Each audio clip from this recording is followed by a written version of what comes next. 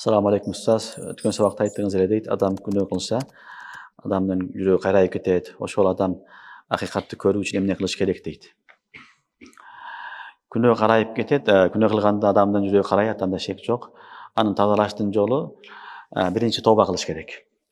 Күнөө кылган болсо, тооба кылыш керек, тообанын шарттарын аткарыш керек. Ал күнөөнү кылбайм деш керек, өзүгө убада бериш керек, күнөөдөн чыгыш керек. Биринчиси, экинчиси истигфар кылыш керек. Үчүнчүсү ибадат көп кылыш керек. Ибадат көп кылыш керек.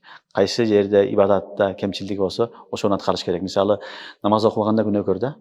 Тооба кылдым деп эле кечирилбейт эми. Намаз окуганга аракет кылыш керек.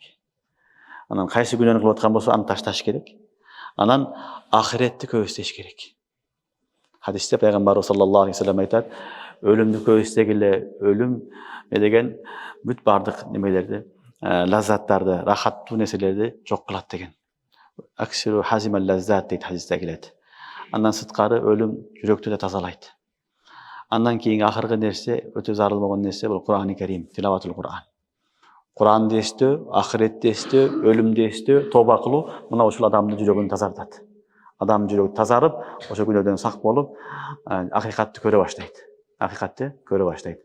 Андай кылбастан эле мен өзүм акыйкатты таба алам десе таба албайт ал адам. Акыйкатты табыш үчүн күнөөдөн тооба кылсын, кайсы кемчилдиги болсо аны жойсун, Кур'ан окусун, намаз окусун, ахиретти эстесин, иншалла Алла таалам жүрөгүн тазалап, акыйкат көрсөтө баштайт.